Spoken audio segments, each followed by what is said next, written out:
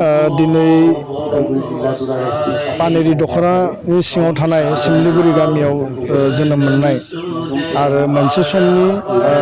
दरं जिल्ला एबसुनि आफादगिरि प्रदाना दैमारि बिथांनि मुंख्लं सान बा थैनाय सान आरो दिनै बे 19 एप्रिल 1998 मायथाइयाव बिथाङा दरं जिल्ला एबसुनि आफादगिरि जाना थानाय समाव अबथिराय मोनसे थासारियाव बा मोनसे जाथायनि गेजेरजों बिथाङा मुंख्लं जानो गोनां जादोंमोन आरो दिनै बिथांखौ जोङो बेयाव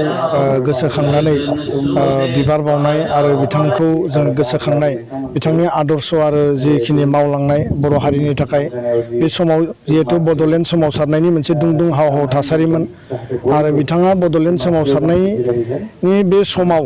दरं जिल्ला एबसुनि आफादगिरिनि बिबानखौ लानानै जेरैबायदि मैखोम मेंनाय गैयै गिनाय गैयाजासे खामानि मावदोंमोन बे थासारिफोरखौ दिनै इयुन जोलैनो जोङो खिन्थानांगोन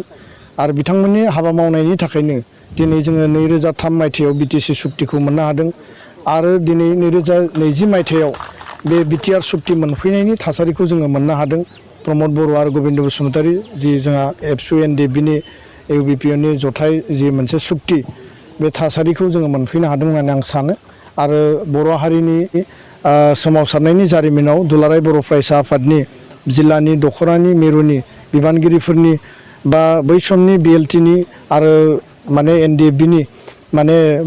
जोंनि दैदेनगिरि मावथिफोरनि बयनिबो बिहोमा दङ दा बेखायनो बिथांनि हाबा मावलांनाय जिखिनि आदर्श आरो माने खान्थि बे जाहाथे अराय गोथां जानानै थायो आरो बर' हारियाव इयुन जोलैनो जों बेखौ खिन्थालांनो हायो आरो बेखायनो जोङो बेयाव दिनै बिथांखौ गोसोखांदों कर'ना भाइरास कभिड-19नि थाखाय जों हाबाफारिखौ एसे फिसायै जों खालामदों आरो बोसोरनैनि उनाव बिथांनि बे मुंख्लं साननि 25थि माने बोसोर जागोन बा सिलभार जुबिलि जागोन बे हाबाफारिखौ जोङो साबसिन हामसिन खालामनो थाखाय जिल्ला आफादा थांखि लादों आरो बेयाव बिथांनि जि गोसोखांथि दङ जि समाधि दङ बे जायगाखौ आपग्रेड खालामनायनि थाखाय जौगाहोनांगौनि थाखाय समायना रमायना खालामनांगौनि थाखाय बा थुलुंगानि मोनसे थिलि खालामनांगौनि थाखाय सरकारनिफ्राय आथिखालनि प्रमद बर' बा गोदान सरकारनिफ्राय जिखिनि माने हेफाजाब होनांगौ बा मदद होनांगौ बिनि थाखाय जिल्ला आफादा सरकारजों सावरायगोन आरो गुबुन गुबुन जोंहा मुंख्लं बिथांमोनबो दङ बालिराम बर' देबनाथ बसुमतारी बा गोबां जिल्लायाव गोबां दख'रायाव बेबायदि दङ जोङो बे थावनिफोरखौ मोजाङै साबसिन हामसिन जोङो खालामनांगोन बिनि अनगायैबो मुंख्लं न'खरफोरनो जि राङारि अनसुंथाइ होनाय एक्सक्रेसिया बे अलरेडि दानि गोदान सरकारजों बे इनिसियेटिभ लाजाबाय आरो मोन 40 न'खरनो अमित शाह हम मिनिस्टारनि प्रेजेन्सआव अनसुंथाइखौ होनाय जाबाय जिखिनि दङ फैबाय थानाय समाव प्राय 5,000निबो बारा जिखिनि मुंख्लंफोर दङ बिथांमोननि मुङाव 5 लाख करि जि रां होनांगौ सुक्तिनि स्पिरिट मथे बियो होनाय जागोन आरो बे हाबाफारिखौ नैबे कड अफ कन्डाक्ट जोबनायनि उनाव गोदान सरकार फैनायनि उनाव बाजेटआव लानायनि उनाव बे गासैबो हाबाफारिया मावफुंजागोन दा बेखायनो आङो खावलायनो नागिरो जे दुलाराय बर' फरायसा आफादा जोंनि मुंख्लंफोरनि थाखाय जिखिनि हाबा मावनांगौ हाबाफारि लानांगौ जों मालाबाबो खम खालामनाय नङा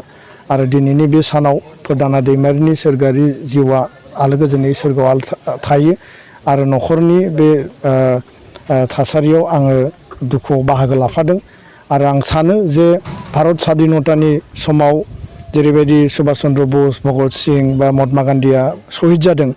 बे शहीदफोरनि दिनै थासारिखौ नायोबा गोसोआव दुखु नाङो नाथाय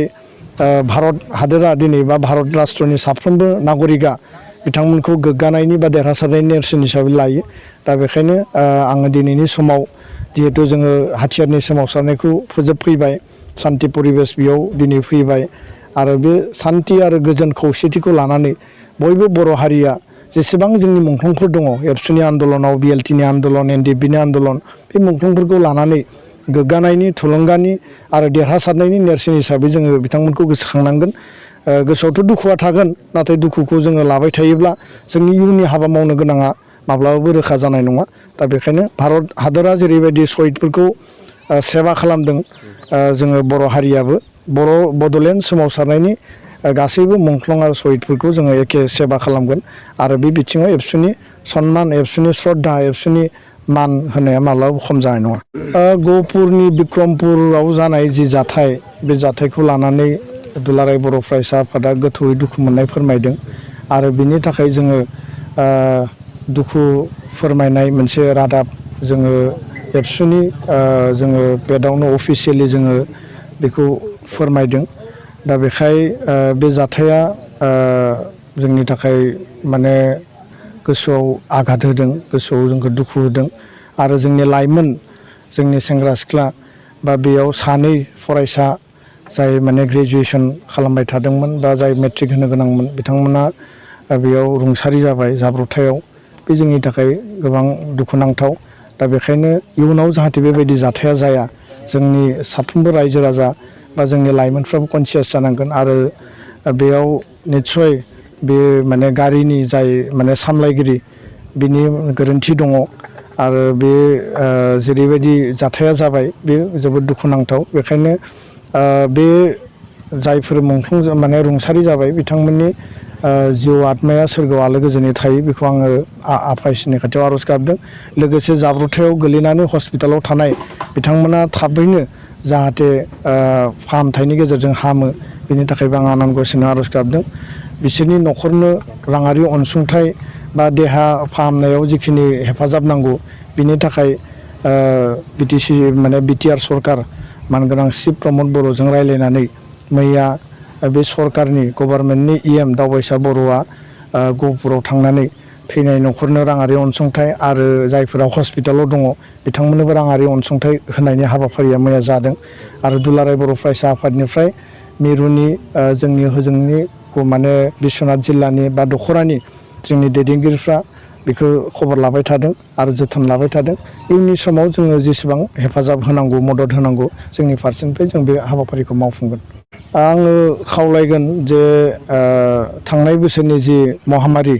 कभिड-19 बा कर'ना भाइरासमोन, बे कर'ना भाइरासआ जेरैबायदि स्प्रिड जादोंमोन आरो फारसेथिं थैनायनि अनजिमायाबो दङमोन। दा थांनाय बारनि स्प्रिडनि जि माने थासारि आरो दा जि माने लास्ट 1 उइकनिफ्राय दिल्लीयाव, महाराष्ट्रआव बा UPआव बा भारतनि गुबुन गुबुन स्टेट्सआव जेरैबायदि स्प्रिड जादों, बे स्प्रिडनि जि माने स्पिड बियो जथेस्थ' माने गोख्रों आरो जोबोद माने फास्ट आरो फारसेथिं थैनायनि रेट अफ डेथआबो बिराद बारा जादों। गोबां हस्पिटालाव अक्सिजेन गैया, गोबां हस्पिटालाव माने केयार खालामनो हानाय अबस्थायाव गैया आरो बिसनानि माने बेडनि अभाब जादों होननानै मिथिदों। दा बेबायदि थासारियाव आङो खावलायगोन बर' हारिनि साफ्रोमबो जोंनि सुबुं नोगोरारि बर' हारिनि साफ्रोमबो कनसियास बेक्तिफ्रा जाहाथे सांग्राङै थायो, रैखाथि गोनाङै थायो। कम्पालसरि मास्क गाननो होदों, बेखौ जोङो बाहायनांगोन। फारसेथिं जोङो सेनिटाइज खालामनाय बा साबोनजों आखाइ सुनाय आरो फारसेथिंहाय नोङो ससियेल डिस्टेन्सिं, सासेया सासेनिफ्राय गोजानाव थानाय बेखौ जोङो मानिनांगोन। आरो जिहेथु सरकारा साफिसियेन्ट जिखिनि इनाफ बेबस्था नांगौ बेखौ खालामनानै होनो हायाखै। आसामाव बिनि अनजिमाया दायो स्ल' मोनसे अबस्थायाव दङ, नाथाय बेखौ जोङो प्रेडिक्ट खालामनो हाया जे आसामाव बियो जानाय नङा बा आसामाव स्ल'यैनो थागोन। खारन गुबुन गुबुन देशनि माने रायजोनिफ्राय दिनैसिम जोंनि जायगायाव मानसि फैगासिनो दङ आरो बिथांमोना जोंनिनो मानसि। दा बिथांमोननि गेजेरजों बे स्पिडआ बारा जानो हायो। स्कुल माने लवार प्राइमारि क्लास 1 to 5 बे बन्द' होनायनि बाथ्रा बुंदों। सिटुवेसनखौ नायनानै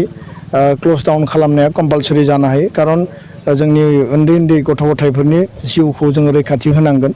आरो स्कुल कलेज बन्द' खालामनाय बा बेखौ लकडाउन खालामनाय बा क्ल'ज खालामनाय जोंनि डिस्ट्रिक्ट एडमिनिस्ट्रेसन बा स्टेट गभर्नमेन्टआ बिनि सायाव डिसिसन लागोन आरो हेल्थ डिपार्टमेन्टआ बिनि सायाव स्पेसियेलि मनिटरिं खालामगासिनो दङ। दा गासैबो बिथिंखौ नायनानै सरकारा जि डिसिसन लागोन बिनि सायाव जोङो मानिना सोलिनायानो जोंनि जिउनि रैखाथि जागोन आरो बेखौ मानिनानै सोलिनो थाखाय आङो दुलाराय बर' फरायसा आफादनिफ्रायबो आपिलखौ खालामबाय। गोजोन्थों।